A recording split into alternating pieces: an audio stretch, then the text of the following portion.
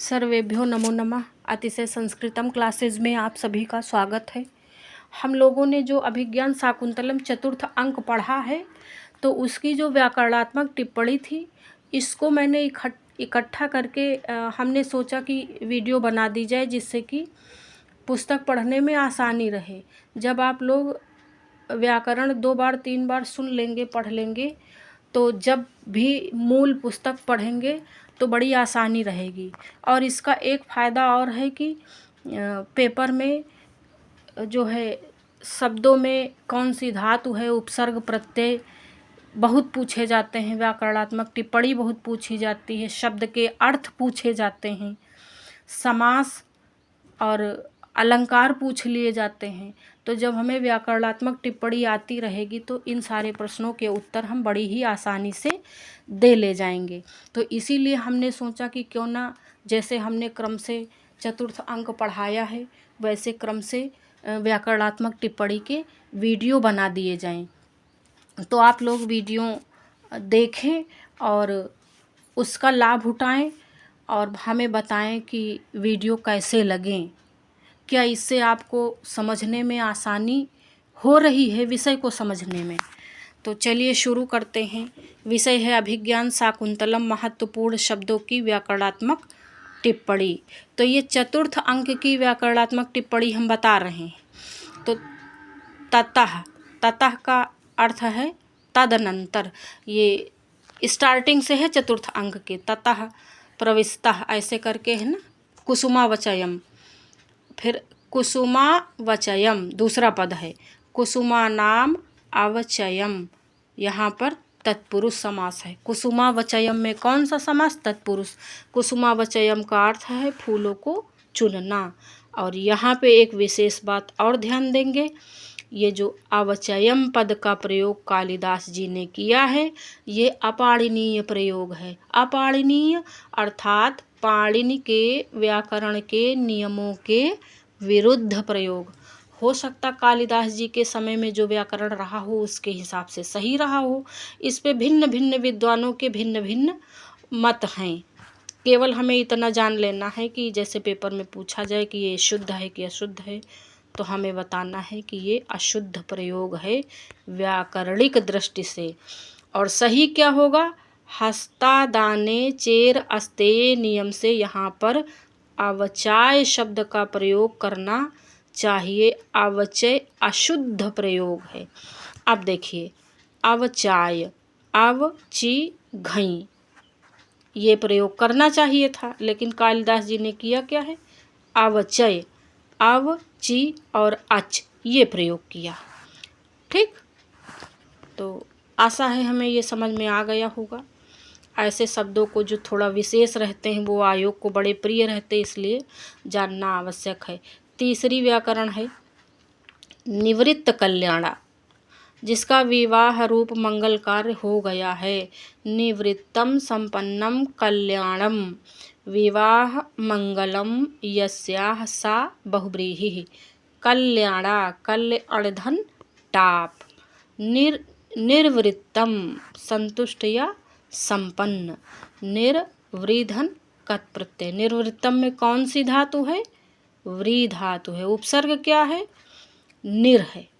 ऐसे पूछ लिया जाता है, तो इसीलिए हमने इसकी वीडियो बनाना हमें लगा कि महत्वपूर्ण है।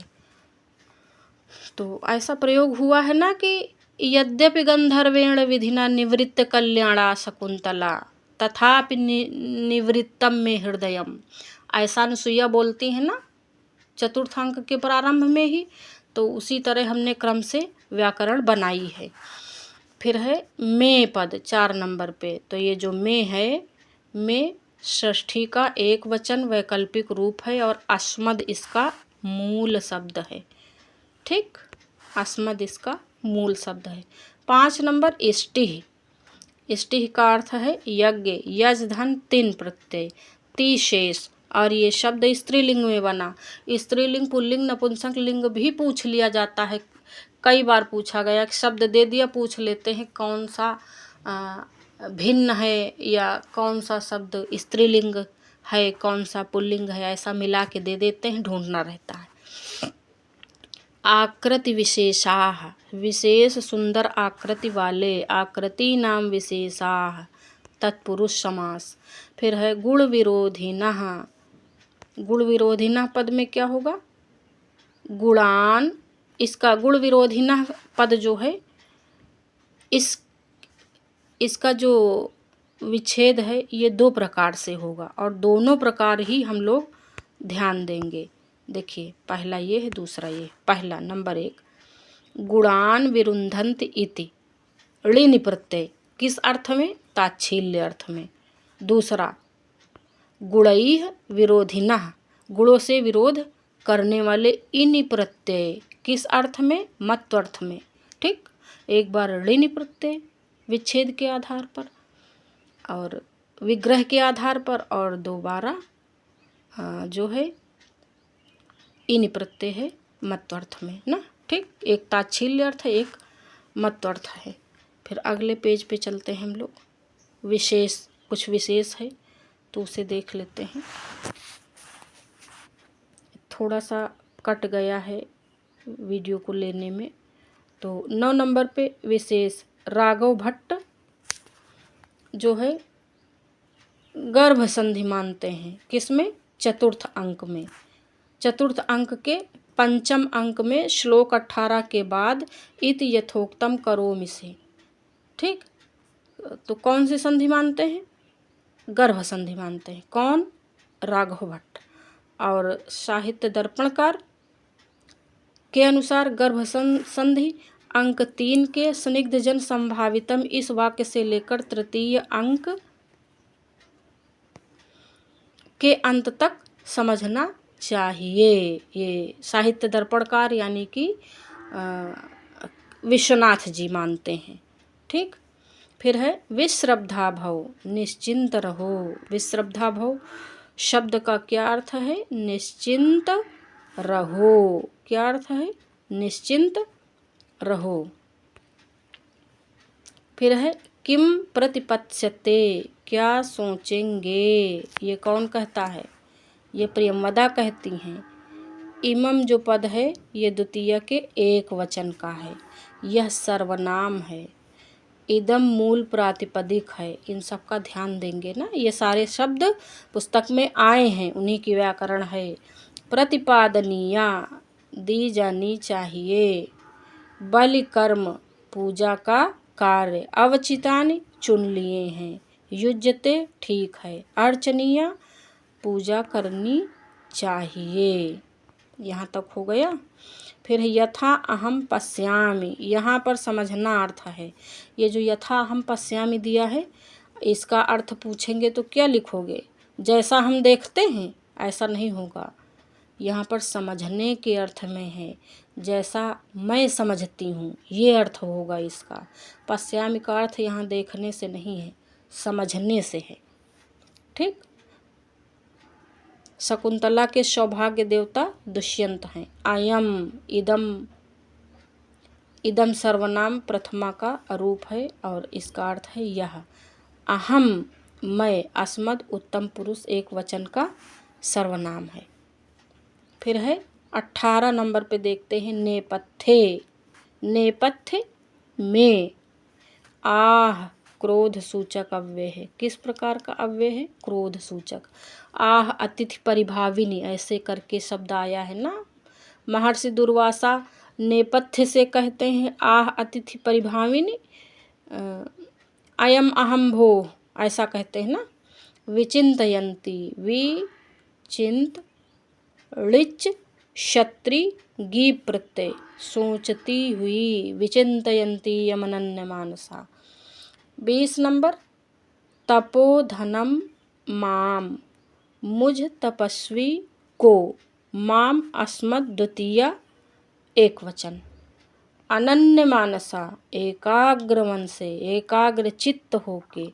अनन्यम मानसम यस्याः सा, तो यहाँ पे कौन सा अलंकार हो, वो कौन सा समास होगा, बहुब्रीहि समास। अनन्य मानसा कौन है, शकुंतला हैं। प्रमत्तः, प्रमादी व्यक्ति। प्रमद्धन कत् प्रत्यय। न वेत्सि, नहीं देख पा रही हो।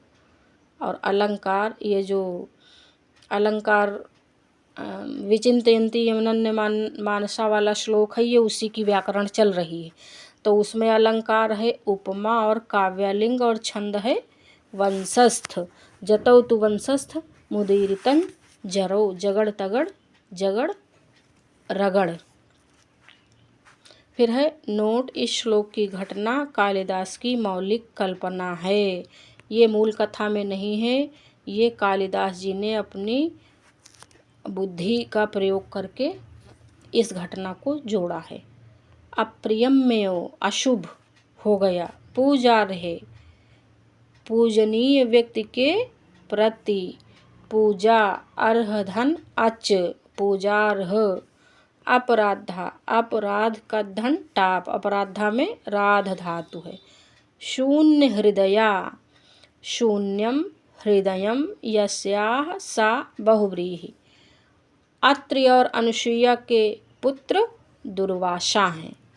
ठीक, अत्रि और अनुसुईया के पुत्र दुर्वासा हैं। फिर है वेग बलोत्फुल्लयः, अति तीव्र वेग से, वेगस्य बलम तेन उत्फुल्ला तया, तत्पुरुष समास। वेग बल धन उत्फुल्लया में गुण संधि है। वेग बल उत्फुल्लया में, वेग बलोत्फुल्लया में गुण संधि है। ठीक, वेग बलोत्फुल्लया, वेग बल धन उत्फुल्लया। अर्घोदकम, अर्घश्च उदकं च तयोः समाहारः द्वंद्व समास। अर्घ में 8 वस्तुएं होती हैं, दूध, जल, कुसा, दधि, घी, चावल, यव और तिल। ये भी पूछा जाता है। तो अर्घ में कितनी चीज़ें होती हैं? 8 चीज़ों को मिला के अर्घ का निर्माण होता है भाई। फिर है अग्रहस्तात, हाथ से, हाथ के अग्रभाग से। अग्रश्चासो हस्तश्च अग्रहस्तः कर्मधारय समास। तो ये 3 पेज आज हमने व्याकरण बताई है, और यहाँ पे हमारा पेज समाप्त हो जाता है। तो हम अगली वीडियो में इसके आगे की व्याकरण बताएंगे और पूरे चतुर्थ अंक की क्रम से बताते हुए चलेंगे। तो आज यहीं पे विराम लेते हैं। धन्यवाद।